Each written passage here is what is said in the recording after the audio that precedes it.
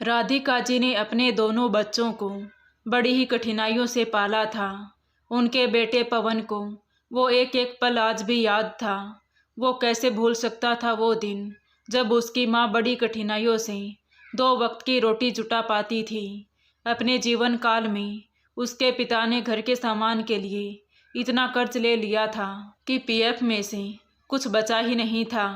Pension भी ज़्यादा नहीं थी। राधिका जी को आज से ज़्यादा कल की चिंता थी। उन्हें अपने बेटे पवन और बेटी पुनीता की उच्च शिक्षा के साथ साथ बेटी के विवाह के लिए भी रकम जमा करनी थी। उनका मानना था कि दहेज का लेन देन अभी भी समाज में विद्यमान है। कुछ रकम होगी तो दहेज लोभियों को संतुष्ट किया जा सकेगा, क्योंकि आज के ज़माने में बेटियों के हाथ पीले करना आसान बात नहीं है।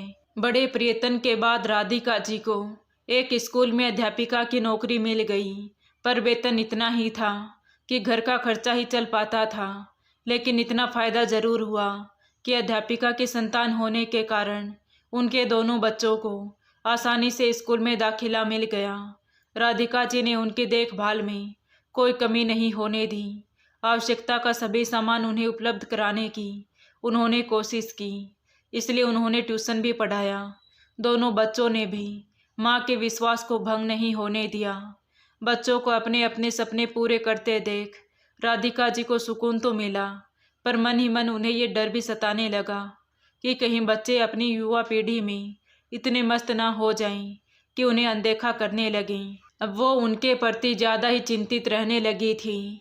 राधिका जी उनके स्कूल कॉलेज की हर बात तो पूछती ही थी, साथ ही उनके मित्रों के बारे में भी हर संभव जानकारी लेने का प्रयास करती रहती।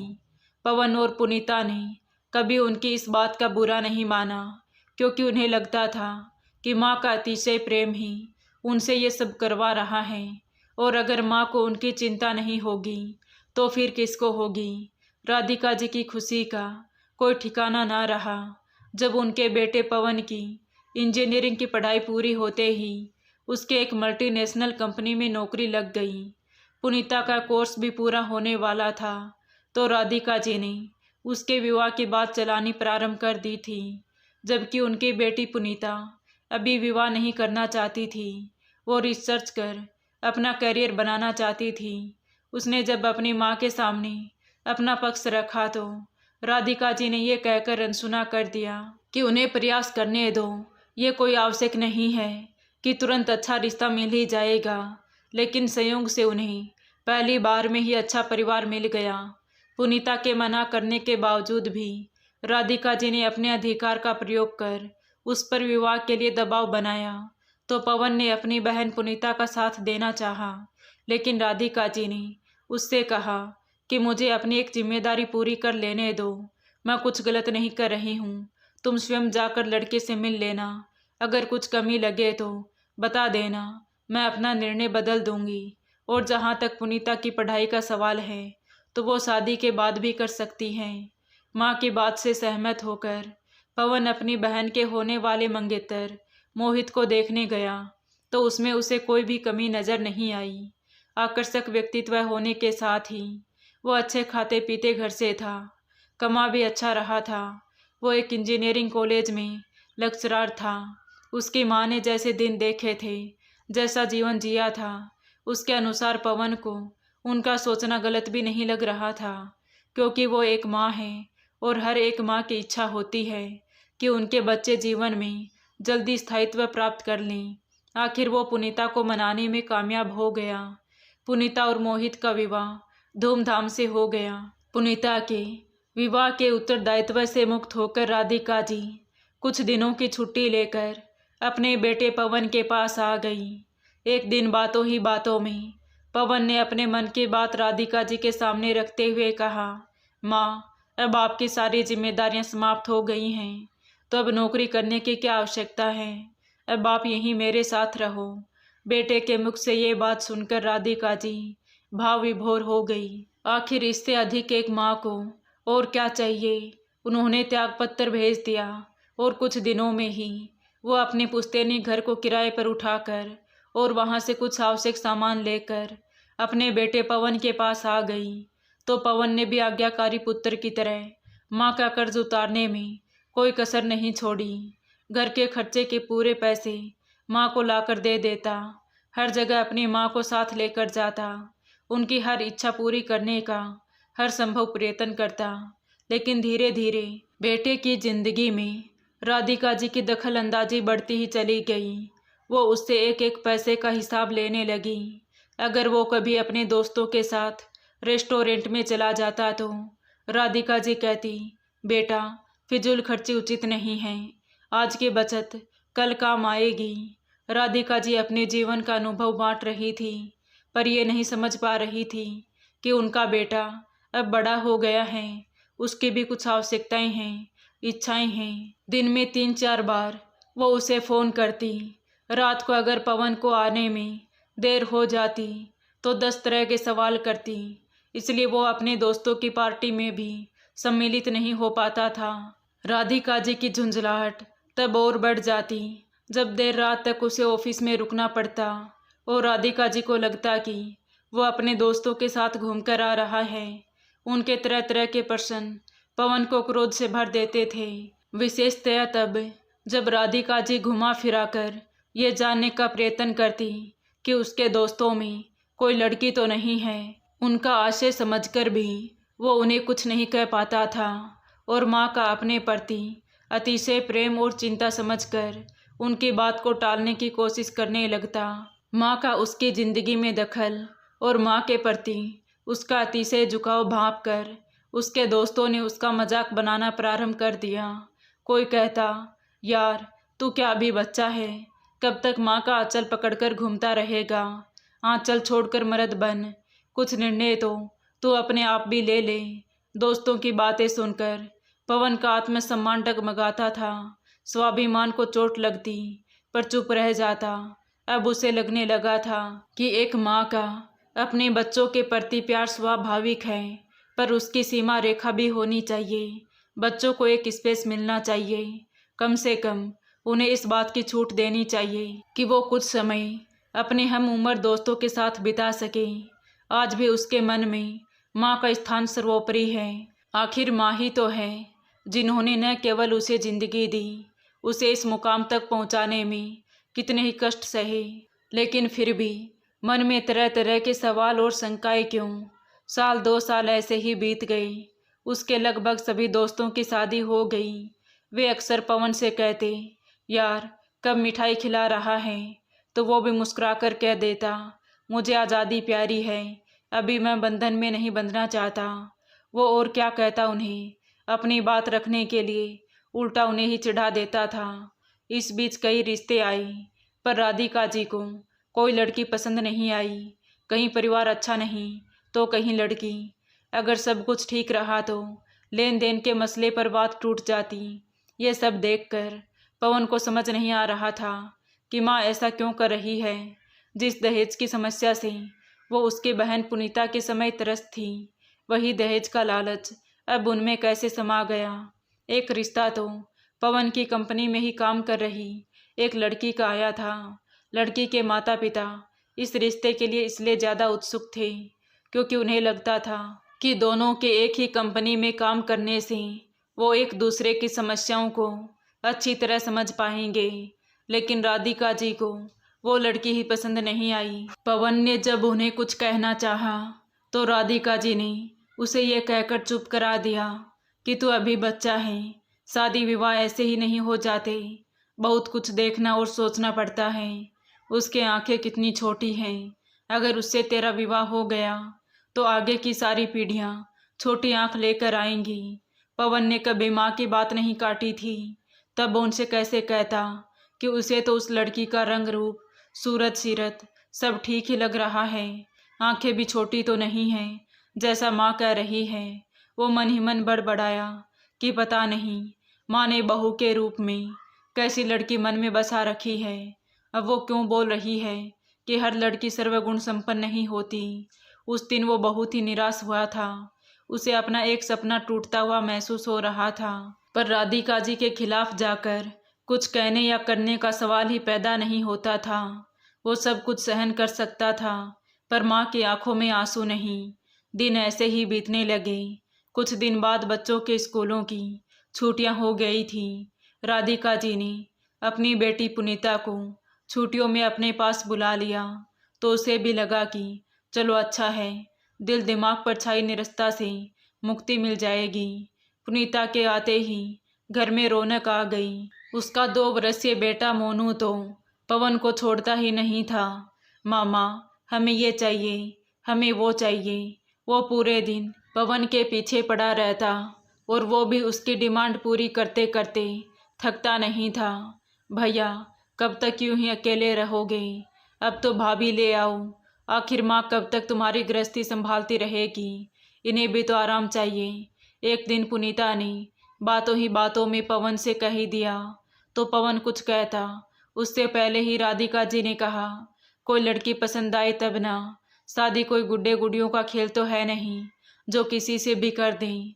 माँ की बात सुनकर पुनीता ने कहा, आपकी बात सही है माँ, लेकिन आखिर भैया को कैसी लड़की चाहिए मुझे बता दो, मैं ढूंढ लूँगी। बेटी की बात सुनकर राधिका जी ने बात का रुख मोड़ते हुए कहा, अरे पवन, पुनीता को जलेबी पसंद है, आज छुट्टी है, अभी मोनू सो रहा है, जा ले आओ, वरना वो भी तेरे पीछे लग जाएगा। तो पवन ने कहा, हाँ ठीक है माँ, मैं अभी ले आता हूँ। उसने कपड़े बदले और चला गया, लेकिन जैसे ही नीचे बाइक के पास पहुँचा तो उसे याद आया कि बाइक की चाबी लेना तो भूल ही गया। इसलिए चाबी लाने के लिए वो उल्टे पैर वापस लौट आया। उसने घंटी बजाने के लिए हाथ आगे बढ़ाया ही था कि तभी उसे अंदर से आती हुई उसकी माँ की आवाज़ सुनाई दी, तू बार बार पवन की शादी के लिए मुझ पर क्यों दबाव डालती है? अरे तू सोच, अगर उसकी शादी हो गई तो क्या तुम ऐसे यहाँ आकर रह पाओगी, या मैं घर को अपने अनुसार चला पाऊंगी? हर बात में रोक टोक मुझसे सहन नहीं होगा। माँ की बात सुनकर बाहर खड़ा पवन हैरान रह गया। तभी उसकी बहन की आवाज़ आई, पर माँ, ये तो ठीक नहीं है, भैया तुमसे बहुत प्यार करते हैं, भला तुम इतनी स्वार्थी कैसे हो सकती हो? इस दुनिया में हर इंसान स्वार्थी है, फिर मैं क्यों नहीं बन सकती? मैंने इतने कष्ट झेले हैं, तब जाकर कुछ आराम मिला है, फिर कोई आकर मेरे अधिकार छीने, ये मुझसे सहन नहीं होगा। इसलिए कुछ दिन शांति से रहना चाहती हूँ। माँ, अगर भैया को तुम्हारी इस भावना का पता चल गया तो उस पर क्या बीतेगी, इस बात का अंदाजा भी है तुम्हें? पुनीता ने आक्रोश भरे स्वर में कहा। तो राधिका जी बोली, अरे पता कैसे चलेगा, ये तो मैं बस तुमसे कह रही हूँ। अब तुम पर इतना विश्वास तो कर ही सकती हो ना कि राज को राज ही रहने दोगी। पर माँ, इस संदर्भ में अब मैं एक शब्द भी और नहीं सुनना चाहती। अगर ऐसा ही था तो आपने मेरी शादी क्यों की? आपके अनुसार मैंने भी तो किसी का बेटा छीना है। पुनीता ने उसकी बात काटते हुए कहा। तो राधिका जी बोली, तेरी बात अलग है, तू मेरी बेटी है, तुझे मैंने अच्छे संस्कार दिए हैं। इससे आगे पवन से कुछ सुना नहीं गया। वो उल्टे पांव वापस लौट गया, लेकिन जब 1 घंटे तक वापस नहीं आया तो लगभग 1 घंटे बाद राधिका जी का फ़ोन आ गया। माँ का फ़ोन देखकर उसका मन तो किया कि बात ही ना करे, पर फ़ोन उठा ही लिया। कहाँ हो तुम बेटे, इतनी देर हो गई, चिंता हो रही है मुझे। आज अपनी माँ के स्वर में मिठास देखकर पवन को बहुत घृणा हो रही थी, लेकिन फिर भी हमेशा की तरह सहज स्वर में बोला, कुछ दोस्त मिल गए हैं माँ, नाश्ते का इंतज़ार मत करना, मुझे देर हो जाएगी। ये तेरे दोस्त भी तो तेरा पीछा नहीं छोड़ते हैं। अच्छा जल्दी आ जाना, वरना मोनू उठते ही तुम्हें ढूंढेगा। राधिका जी ने थोड़ा तेज आवाज़ में कहा और फ़ोन काट दिया। पूरी दोपहर बीत गई, लेकिन पवन घर नहीं आया। तो राधिका जी का बार बार फ़ोन आने लगा, तो गुस्से में पवन ने फ़ोन स्विच ऑफ कर लिया। लगभग शाम को घर लौटा तो राधिका जी के तरह तरह के सवालों के जवाब में उसने सिर्फ इतना ही कहा कि अचानक बॉस ने बुला लिया था उनके साथ किसी प्रोजेक्ट की बात को लेकर।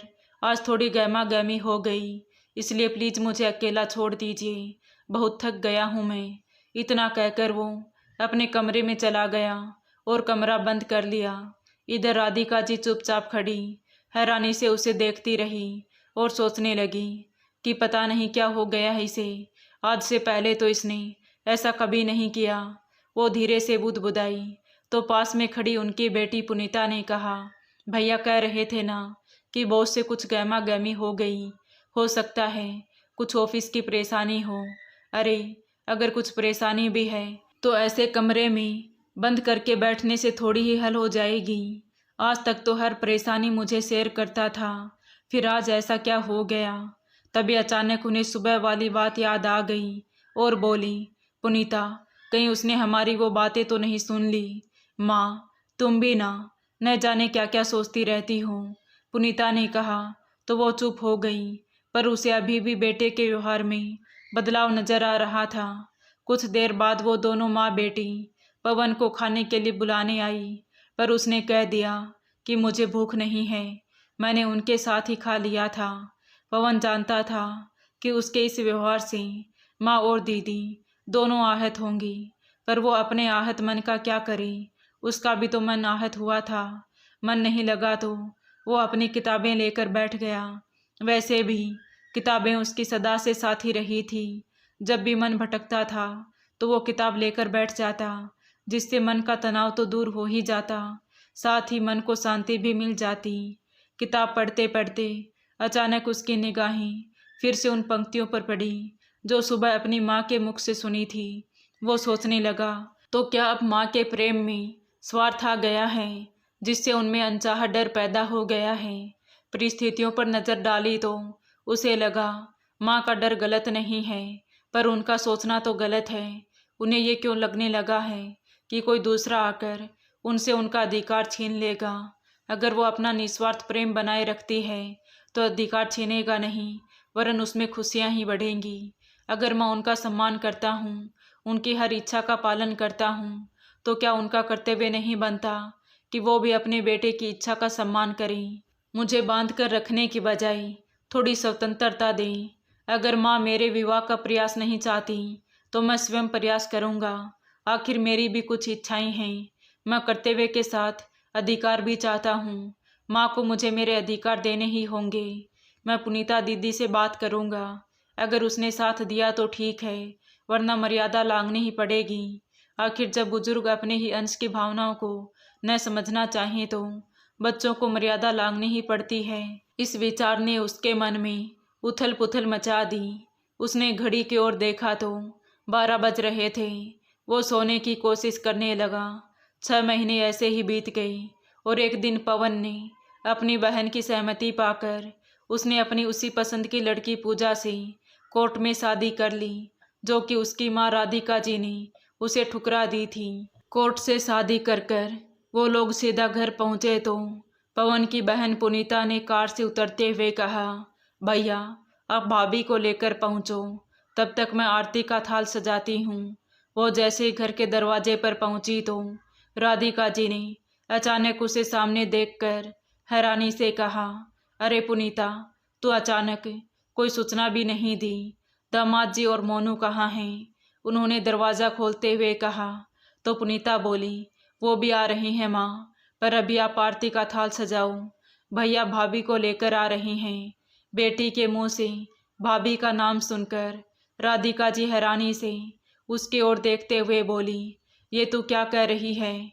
वो ऐसा कैसे कर सकता है? मुझे बिना बताए इतना बड़ा फैसला वो कैसे ले सकता है? ऐसा करते हुए एक बार भी उसे मेरा ख्याल नहीं आया। और क्या तू भी इसमें शामिल है? राधिका जी ने बौखलाते हुए कहा।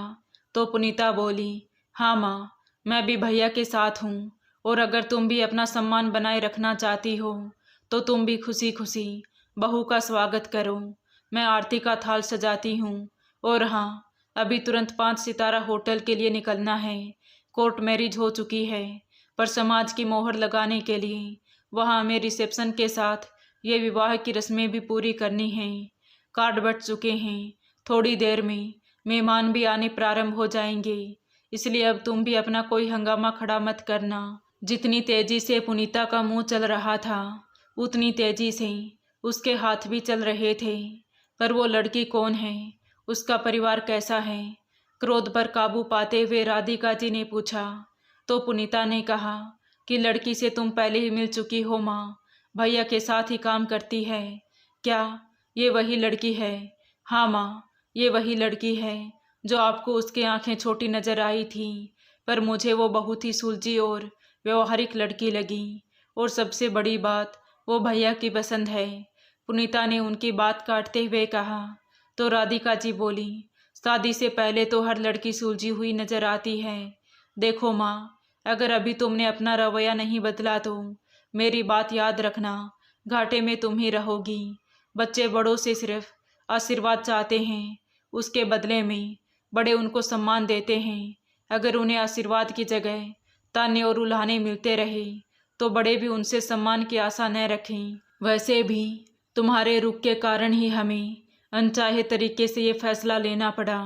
और तो और भाभी के माता पिता को बड़ी कठिनाई से इन सब के लिए तैयार कर पाए हैं। अब चलो, कहते हुए पुनीता का स्वर कठोर हो गया और आरती का थाल लिए वो तेजी से बाहर की ओर चल दी। राधिका जी के पास कहने सुनने के लिए अब कुछ नहीं रह गया था। वो सोचने लगी कि पंछी के पैर निकल चुके हैं और वो अब बिना किसी की सहायता से उड़ना भी सीख चुका है। बहेलियां अगर चाहे भी तो उसे बांध कर नहीं रख सकती। ये सोचकर राधिका जी ने पुनीता का अनुसरण किया। पुनीता बाहर आई तो पवन पहले से ही दरवाजे पर अपनी पत्नी पूजा के साथ में खड़ा था। तभी पुनीता आरती का थाल माँ के हाथ में देते हुए बोली, भैया पहले मेरी मुट्ठी गर्म करो, तभी अंदर आने दूंगी। तो पवन ने एक मोटी रकम उसके हाथ पर रख दी। लिफाफा मिलते ही पुनीता वहां से हटते हुए माँ की तरफ मुखातिब होकर बोली, माँ अब तुम्हारी बारी है। पूरी जादूगरनी निकली, अभी से मेरे बेटे को फंसा लिया, आगे न जाने क्या क्या करेगी। मन ही मन राधिका जी बुदबुदाई। तभी अंदर से उनके अंतर्मन ने उसे झकझोरा कि अब अपना और कितना अपमान करवाएगी राधिका। आगे बढ़, खुशियां तेरे द्वार पर खड़ी हैं, इसलिए खुशी खुशी उनका स्वागत कर। तभी कुछ सोचते हुए राधिका जी ने पुनीता के हाथ से थाल लिया और आरती उतारते हुए बोली, अच्छा सरप्राइज दिया तुम लोगों ने मुझे, हवा भी नहीं लगने दी। अगर तुझे इसी से विवाह करना था तो मुझे कह ही देता, क्या मैं मना करती। पुनीता, इसमें कुछ मीठा तो रखा ही नहीं, अब बिना मुंह मीठा करवाए कैसे बहू का गृह प्रवेश करवाऊं। आज मीठा तो कुछ भी घर में नहीं है माँ। अरे जा, थोड़ा सा गुड़ ही ले आ। माँ के मुंह से ये सुनकर पवन और पुनीता ने एक दूसरे की ओर देखा। माँ में आए परिवर्तन ने उन्हें सुखद आश्चर्य से भर दिया था। अब खड़ी ही रहेगी या लाएगी भी। राधिका जी ने उन दोनों की भावनाओं को पढ़ते हुए कहा, अभी लाई माँ, कहकर पुनीता मुस्कुराते हुए गुड़ लाने के लिए अंदर चली गई। तभी पवन और पूजा माँ के चरणों में झुक गए और माफ़ी मांगते हुए पवन ने कहा, प्लीज़ माँ, मुझे माफ़ कर देना, ये फैसला मुझे मजबूरी में उठाना पड़ा। लेकिन हाँ, अब आप ये मत सोचना कि अब मैं आपकी इज्जत करना छोड़ दूंगा। आपकी अहमियत मेरी ज़िंदगी में जितनी पहले थी उतनी ही आज भी है और हमेशा सर्वोपरि ही रहेगी। कहते हुए पवन ने अपनी माँ को गले से लगा लिया। ये देख राधिका जी की बेआंखें भर आई और सोचने लगी कि काश मैंने उसी समय इस रिश्ते के लिए हामी भर दी होती तो आज ऐसे शर्मिंदगी महसूस नहीं होती। खैर, पवन उनके मन की इच्छा जानने के बाद भी आज भी अपनी माँ से उतना ही प्यार करता है। ये सोचकर ही राधिका जी को गर्व महसूस हो रहा था। उन दोनों माँ बेटे को गले मिलते देखकर पीछे खड़ी उनकी बेटी पुनीता की भी खुशी से आंखें भर आई। तो दोस्तों, पवन ने अपना फैसला लेकर सही किया या गलत, अपनी राय कमेंट बॉक्स में ज़रूर बताएं। कहानी अच्छी लगी हो तो प्लीज़ वीडियो को लाइक करें, शेयर करें और हमारे चैनल कहानी विद देवांशी को सब्सक्राइब ज़रूर करें। Thank you.